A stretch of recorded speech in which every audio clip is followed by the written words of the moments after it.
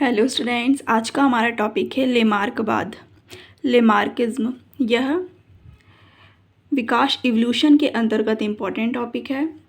यह biology students के लिए इम्पॉर्टेंट टॉपिक है, तो वीडियो को बिना स्किप किए वीडियो पर लास्ट तक बने रहिएगा। फ्रांस के प्रसिद्ध प्रकृति वैज्ञानिक naturalist gene Baptiste D Lamarck ने सन 1805 में प्रकाशित अपनी पुस्तक फिलॉसफी जूलॉजिक में विकास के सिद्धांत थ्योरी ऑफ इवोल्यूशन के संदर्भ में अपना तर्कसंगत सिद्धांत यवाद प्रस्तुत किया था। जो फ्रांस के प्रसिद्ध प्रकृति वैज्ञानिक naturalist gene Baptiste D Lamarck ने 1805 में प्रकाशित अपनी जो बुक है फिलॉसफी जूलॉजिक, इसमें विकास के सिद्धांत में थ्योरी ऑफ इवोल्यूशन के संदर्भ में अपना तर्कसंगत सिद्धांत यवाद प्रस्तुत किया था। इन्होंने इनके विकास के सिद्धांत थ्योरी ऑफ इवोल्यूशन को लेमार्क का सिद्धांत लेमार्किज्म थ्योरी अथवा लेमार्कवाद, लेमार्किज्म या उपार्जित लक्षणों की वंशागति का सिद्धांत theory of inheritance of acquired characters कहते हैं। इसके विकास के सिद्धांत थ्योरी ऑफ एवोल्यूशन को लेमार्क का सिद्धांत लेमार्किज्म थ्योरी या लेमार्किज्म या उपार्जित लक्षणों की वंशागति का सिद्धांत theory of inheritance of acquired characters भी कहते हैं। नेक्स्ट हमारी हेडिंग है लेमार्कवाद की मूल धारणाएं, बेसिक कॉन्सेप्ट्स ऑफ लेमार्किज्म। इसमें फर्स्ट हमारी हेडिंग है वातावरण का सीधा प्रभाव, डायरेक्ट इफेक्ट ऑफ इन्वायरमेंट। जीवों पर वातावरण में होने वाले परिवर्तनों का सीधा प्रभाव पड़ता है। जो जीव हैं उस पर जो वातावरण है, इन्वायरमेंट है, इसमें होने वाले जो परिवर्तन है उसका सीधा प्रभाव पड़ता है। इन प्रभावों से जीवों के आकार, रचना एवं स्वभाव में परिवर्तन होते हैं। इनके जो इस प्रभाव से जीवों के आकार, रचना और उनके स्वभाव में भी परिवर्तन होता है। नेक्स्ट हमारी हेडिंग है अंगों के उपयोग तथा अनुप्रयोग का प्रभाव, effect of use and disuse of organs. वातावरण के प्रभाव से जीव के किसी अंग का निरंतर उपयोग उस अंगों को अत्यधिक विकसित और क्रियाशील बनाता है। वातावरण का जो प्रभाव है उससे जीव की किसी अंग के निरंतर उपयोग उस अंग को अत्यधिक विकसित और क्रियाशील बनाता है, किंतु इसके विपरीत कुछ अंगों के कम उपयोग के कारण उनका विकास कम होता है। किंतु जो इसके विपरीत है उसके अंगों के कम उपयोग के कारण जो इनका विकास होता है वह कम होता है अथवा विकास रुक जाता है। ये अंग विकास क्रम में निरंतर छोटे होकर हाशित या अवशेषी अंग वेस्टिजियल ऑर्गन्स के रूप में विद्यमान रहते हैं या पूर्णतः समाप्त हो जाते हैं, या आगे चलकर ये पूर्णतः समाप्त हो जाते हैं। नेक्स्ट हेडिंग है बढ़ने की प्रवृत्ति, टेंडेंसी टू ग्रो। सभी जीवों में जैव विकास के अंतर्गत शरीर एवं इसके अंगों की वृद्धि की प्रवृत्ति प्राकृतिक अथवा स्वाभाविक होती है। जो सभी जीव हो उसमें जो जैव विकास के अंतर्गत शरीर एवं इसके अंगों की जो वृद्धि होती है उसकी प्रवृत्ति प्राकृतिक अथवा स्वाभाविक होती है। नेक्स्ट हेडिंग है हमारा उपार्जित लक्षणों की वंशागति, इनहेरिटेंस ऑफ एक्वायर्ड कैरेक्टर्स। किसी भी जीव के जीवन काल में वातावरण के सीधे प्रभाव से विभिन्न अंगों के उपयोग अथवा अनुपयोग से तथा बढ़ने की प्रवृत्ति से जीव के शरीर में अनेक नए गुण या लक्षण उत्पन्न हो जाते हैं। ऐसे लक्षणों को उपार्जित लक्षण एक्वायर्ड कैरेक्टर्स कहते हैं। ऐसे लक्षणों को एक्वायर्ड कैरेक्टर्स कहते हैं। नेक्स्ट हमारी हेडिंग है लेमार्कवाद के प्रमाण, एविडेंस ऑफ लेमार्किज्म।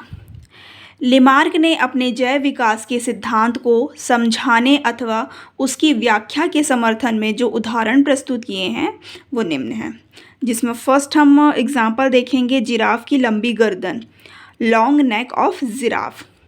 जिराफ के पूर्वज प्रारंभिक काल में छोटे कद व छोटी गर्दन वाले होते थे। जो जिराफ थे उसके जो पूर्वज थे वो प्रारंभिक काल में छोटे कद व छोटी गर्दन वाले होते थे। इनकी अगली टांगे व गर्दन सामान्य आकार के होते थे। ये हरे भरे घास के मैदानों में वास करते थे, अतः इन्हें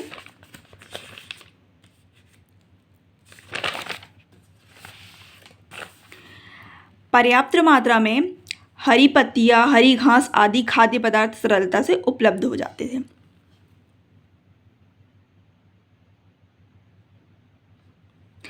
कालांतर में इन प्रदेशों की जलवायु में व्यापक परिवर्तन हुए। शुष्कता क्रमशः बढ़ने लगी, मैदानों की घास व समीपवर्ती हरियाली सूखने लग गई, धीरे धीरे रेगिस्तानों या मरुस्थलों का बनना प्रारंभ हो गया। कालांतर में इन प्रदेशों की जो जलवायु है इसमें व्यापक परिवर्तन हुए और शुष्कता क्रमशः बढ़ने लग गई और मैदानों की घास व समीपवर्ती हरियाली सूखने लग गई। धीरे धीरे रेगिस्तानों या मरुस्थलों का बनना प्रारंभ हो गया। धीरे धीरे जो है रेगिस्तान और मरुस्थलों का बनना भी प्रारंभ हो गया। परिणाम स्वरूप पेड़ पौधे ऊंचे ऊंचे होने लग गए। अतः ऐसी परिस्थितियों में जिराफ के पूर्वजों के वंशजों को आहार प्राप्त करने में कठिनाई होने लग गई, जिसके परिणाम स्वरूप जो पेड़ पौधे हैं वह ऊंचे ऊंचे होने लग गए। अतः ऐसी परिस्थितियों में जिराफ के जो पूर्वज के वंशज थे उनको आहार प्राप्त करने में बहुत ज़्यादा कठिनाइयाँ होने लग गई। अपना पेट भरने के लिए उन्हें ऊंचे ऊंचे पेड़ पौधे पर निर्भर होना पड़ा। अपना पेट भरने के लिए उन्हें जो है वो ऊंचे ऊंचे पेड़ों पर निर्भर होना पड़ गया और इतनी अधिक ऊंचाई के लिए इन्हें बार बार अपनी गर्दन, सीना तथा अगली टांगों को ऊंचा उठाना अर्थात उचकाना पड़ गया। और इतनी अधिक ऊंचाई के कारण उन्हें बार बार अपनी गर्दन को, सीना को और अपनी टांगों को बार बार उचकाना पड़ गया, उठाना पड़ गया। काफ़ी समय तक इस तरह व्यायाम करते रहने के कारण इन अंगों का अत्यधिक उपयोग होता रहा। परिणाम स्वरूप इनकी गर्दन तथा अगली टांगें क्रमशः अधिक लंबी होती गईं। काफ़ी समय तक इस तरह के व्यायाम करते रहने से, बार बार उचकते रहने से जो जिराफ के अंग हैं वो अपने अंगों को अत्यधिक प्रयोग करने के कारण इनकी जो गर्दन है और उनकी अगली टांगें हैं वह क्रमशः लंबी होती गईं। ये नए लक्षण पीढ़ी दर पीढ़ी वंशागत होकर स्थायी रूप धारण करते हैं। ये नए लक्षण जो है वो पीढ़ी दर पीढ़ी वंशागत होकर स्थायी रूप धारण करते रहे।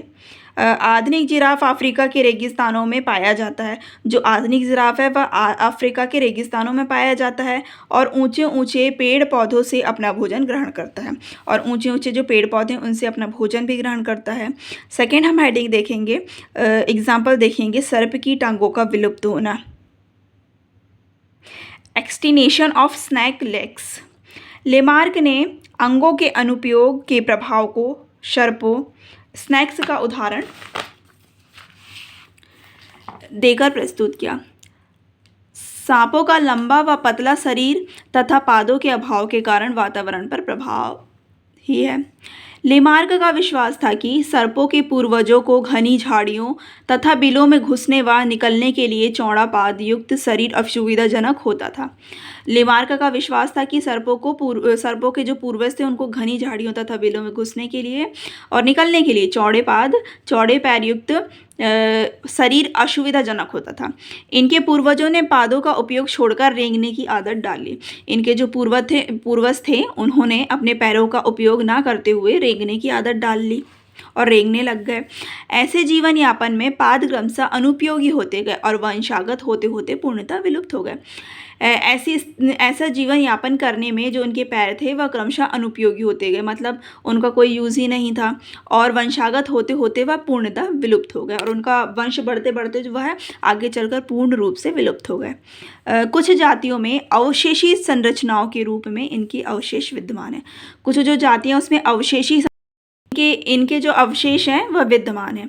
रेंगकर चलने में शरीर के निरंतर खिंचाव के कारण उनका शरीर क्रमशः लंबा व पतला हो गया। रेंगकर चलने में शरीर के निरंतर खिंचाव, मतलब उनका जो शरीर है वो बार बार खिंचाव होने के कारण उनका शरीर क्रमशः लंबा व पतला हो गया। नेक्स्ट हमारी हेडिंग है लेमार्कवाद की आलोचना। क्रिटिकिज्म ऑफ लेमार्किज्म। सन 1809 में लेमार्क द्वारा लिखित फिलॉसफी जूलॉजिक नामक पुस्तक के प्रकाशित होते ही लेमार्कवाद विवादास्पद व कड़ी आलोचना का विषय बना। इनके विरोध में कुछ उदाहरण निम्नवत हैं। हिंदू परिवार की लड़कियों के नाक व कर्ण छेदन की परंपरा सदियों से बरकरार है, किंतु नवजात कन्या में इसका कोई संकेत नहीं मिला।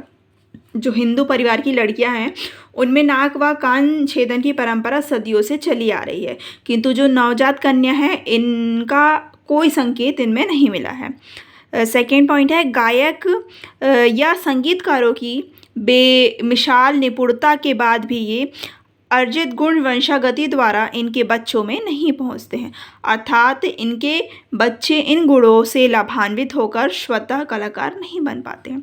जो गायक होते हैं, जो संगीतकार होते हैं, वे बेमिसाल निपुणता के बाद भी ये अर्जित गुण वंशागति द्वारा इनके बच्चों में नहीं पहुंच पाते, अर्थात इनके जो बच्चे हैं इन गुणों से लाभान्वित होकर स्वतः कलाकार नहीं बन पाते हैं। तो ये था आज का हमारा टॉपिक, और अगर आपको ये वीडियो पसंद आई हो तो प्लीज़ वीडियो को लाइक करें, शेयर करें, और अगर आप मेरे इस चैनल पर नए हैं तो प्लीज़ चैनल को सब्सक्राइब करें। इसी तरह की वीडियोस आपको आगे भी देखने को मिलेंगी। Thank you.